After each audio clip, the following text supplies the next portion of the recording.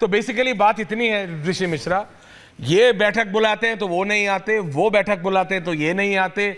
जनता कह रही है, मतलब जनता के साथ तो क्या गेम हो रहा है, मेरे को उस गेम का भी नाम आता है कि जनता का तो बेवकूफ बन रहा है। सर जनता का बन रहा है बेवकूफ। एलजी बुलाते हैं वो नहीं आते, ये बुलाते हैं एलजी। क्या मैं गलत कह रहा हूं?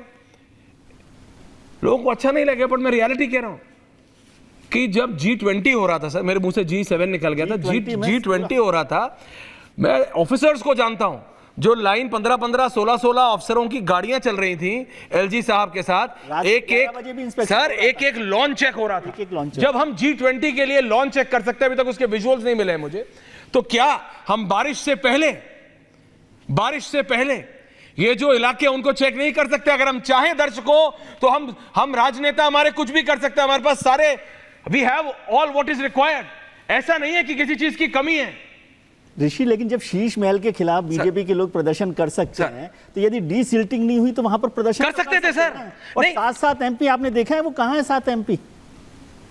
बताया ना, नहीं है सर ना है, ना एमएलए है, ना विधायक है, ना आतिशी है, ना सौरभ है, ना ये है। एलजी साहब जरूर गए, लेकिन अगर ये पहले चले जाते तो काम हो जाता सारे अफसरों का। अगर मैं आम आदमी पार्टी की बात ही मानूं कि एलजी साहब का होता, क्योंकि अभी क्या है दिल्ली में, केजरीवाल वर्सेस एलजी है, एलजी वर्सेस केजरीवाल, कुछ भी हो जाए, बच्चों की जान जा रही है। भाटिया जी, क्या इसकी कंप्लेंट काउंसलर के पास, एमएलए के पास नहीं गई थी?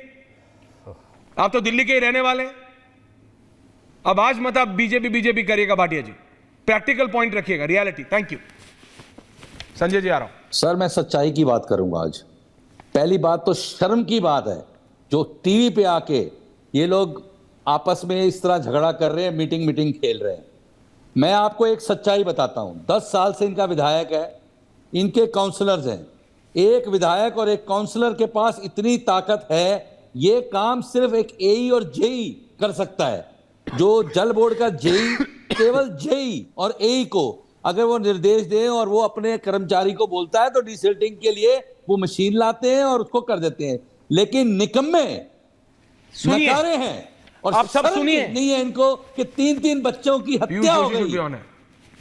ये सच्चाई बता रहा हूं आज आपको कि ना कोई इनका विधायक, ना कोई इनका काउंसलर और ना ही कोई इनका जेई बिना पैसा लिए कोई काम करता है। दिल्ली में पूरी दिल्ली डूब रही है, खाली ये राजेंद्र नगर की समस्या नहीं है। आप चल के पूरा इलाका देखिए और आप बातें करते हैं एलजी साहब की। एलजी साहब क्या गली गली में जाके आपका मतलब डिसल्टिंग चेक करेंगे? ये एक जेई और एई का काम है, सबसे छोटे लेवल के अफसरों का काम है, जिनको कंट्रोल करते हैं काउंसलर्स, जिनको कंट्रोल करते हैं वहां के।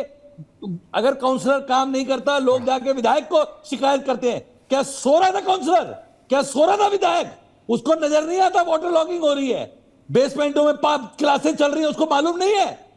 सब के सब झूठ और गलत अपने आप को बचाने के लिए कर रहे हैं। मेरे को समझ में नहीं आती उनको। होल्ड ऑन पीयूष यार, दिल्ली की जनता परेशान हो रही है और ये आके यहाँ पर बकवास कर रहे हैं कि जी हमने 9 तारीख को मीटिंग करी, ये करी, वो नहीं आया, ये नहीं आया। क्या जरूरत है मीटिंग की? एक जेई या एई को काउंसलर अगर खाली कहे कि जाके डिसल्टिंग की मशीन ला और डिसल्ट कर दे, एक मिनट में हो सकता है काम। भाटिया जी एक चीज बताइए, आपने बताया कि विधायक और 3 लोगों की हत्या हुई है सर, बोल देगा तो 3 लोगों की मशीन हत्या लाके के डिसल्टिंग कर जिम्मेदार है देगा। आपका काउंसलर। ठीक है, आपका अब यदि जेई काम नहीं करेगा, अब मान लीजिए, अब सुन लीजिए भाटिया जी, मैं एक प्रश्न पूछ रहा हूँ, आप जवाब दे दीजिए ना। और आप अब उसको एलजी पे डाल दीजिए और बड़ा आसान है, पहली दीवान पे ये कहना कि सारी बेसमेंटें बंद कर दो। वेरी गुड, सारी बेसमेंटें बंद कर दो आपसे बात। ये कोई हल है क्या? अभी 5 बेसमेंट संजय जी, अभी 5 बेसमेंट आपने कोचिंग सेंटर्स के बंद कर दिए। क्या ये पहले नहीं हो सकता था? 3 बच्चों की मृत्यु होना जरूरी थी। चारू जी आ रहा हूं, 3 बच्चों की मृत्यु के बाद आपको ये बेसमेंट में दिखते हुए कोचिंग सेंटर दिख रहे हैं, पहले नहीं, क्योंकि पहले कट जा रहा था। संजय जी प्रैक्टिकली बोलिएगा, पुलिस को भी जा रहा था, काउंसलर्स को भी जा रहा था, जेई को भी जा रहा होगा, एमएलए को जा रहा है कि नहीं जा रहा मुझे नहीं पता, बट ये बेसिक है सर। सर ये स्वाति मालीवाल जी आम आदमी पार्टी, एक पढ़ दीजिए आप पीयूष जी के लिए। ऐश्वर्या साहब कल बोलिए ना, वहाँ पे आप उस घटना स्थल पे था, देखिए ये साफ लिख रही है और आपके चैनल पे ही था। आप ही के सांसद हैं। घर बनाने जाओ तो ईंट डालने से पहले एमसीडी वाले रिश्वत मांगने पहुंच जाते हैं, ये स्वाति मालीवाल कह रही है। हाँ, ये और संसद में कहा है उन्होंने, बिल्कुल है, कहा है। काउंसलर आपके आम आदमी पार्टी और स्थिति है सर, मैं बता रहा हूँ, भारतीय जनता पार्टी ने इतनी गाड़ी मतलब न्यू डाली है ना, उसे तोड़ पाना मुश्किल है। लेकिन मैं कल की घटना पे आता हूँ, चूंकि मौत का मामला है, बच्चों का मामला है, चाहे वो आम आदमी पार्टी हो या भारतीय जनता पार्टी, मैं उस राजनीति में नहीं जाऊंगा। चाहे कल की वो 3 बच्चों की जो डेथ हुई है, मैं घटनास्थल पे देखा साहब, मेरे से तो नहीं बोला गया, मैं आपके कैमरे के सामने मैंने ये कहा था कि मेरी डिमांड है दिल्ली सरकार से, चाहे वो दिल्ली सरकार में भारतीय जनता पार्टी हो या आम आदमी पार्टी की सरकार हो।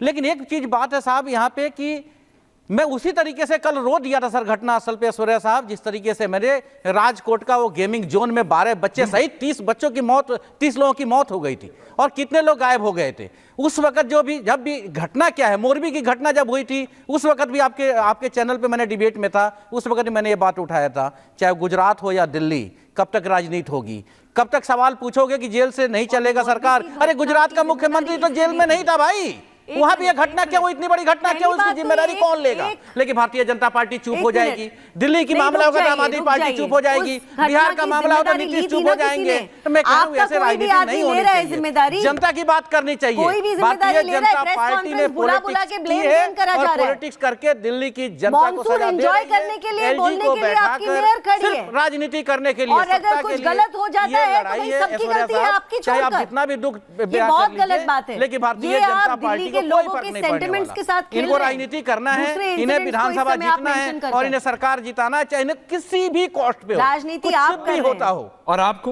मैं अपने साथी चारू जी, रविंदर भाटिया जी, विजय जी, नहीं अब आप सुनिए, जनता की सुनिए। जतिन के पास जा रहा हूं, जतिन ऑन एयर। नो अभी आप रिलैक्स कीजिए, हमें रिलैक्स कीजिए। जतिन अरे आप ऑन एयर नहीं है, अभी आप रिलैक्स कीजिए।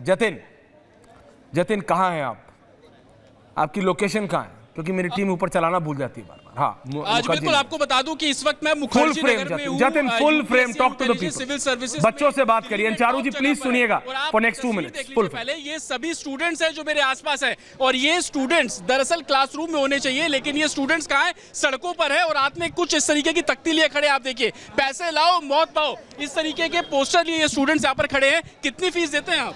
यहाँ फीस की बात न करिए सर, फीस तो हम लोग का एवरेज अगर कोचिंग को देखा जाए तो 2 लाख से ज्यादा है। कुछ कोचिंग वाले तो 3 लाख तक ले रहे हैं। कुछ क्लास में सेफ है, आप ही के पीछे बेसमेंट में क्लासेस। सर मैं बताऊं अगर क्लास सेफ होती तो आज 20 कोचिंग वाले के उसमें जो है गेट में ताला ना लगता। रही बात जो एक और चीज मैं कह रहा हूँ, ये जो मुखर्जी नगर है सर, आज केवल कोचिंग का ना देखिए, यहाँ लाइब्रेरी माफिया। पहले क्या होता था, लोग हॉस्टल में रहते थे, रूम लेते थे, वहाँ पर पढ़ाई कर लेते थे। आज रूम इतना महंगा रूम लेते हैं, हॉस्टल लेते हैं, फिर वो 3000 रुपये यहाँ लाइब्रेरी का देते हैं। उसके बाद में अगर कोई नया लड़का था तो ब्रोकर को फीस देता है, उसके बाद में खाने वाले को फीस देता है। और ये मैं क्यों कह रहा हूँ, पैसा लाओ मौत पाओ, ये कॉन्सेप्ट है सर। ये कॉन्सेप्ट किस प्रकार से, हम एक बार अपने माँ बाप की कमाई, गाढ़ी कमाई को 2.5-3 लाख रुपए यहाँ जमा करते हैं और उसके बदले में क्या पाते हैं, मौत। जो हमारी बहन जो हमारे भाई वहाँ पर 2-3 एक्सपायर हुए हैं, आज इस दुनिया में नहीं है, उनके साथ में बताइए न्याय कैसे होगा। उनके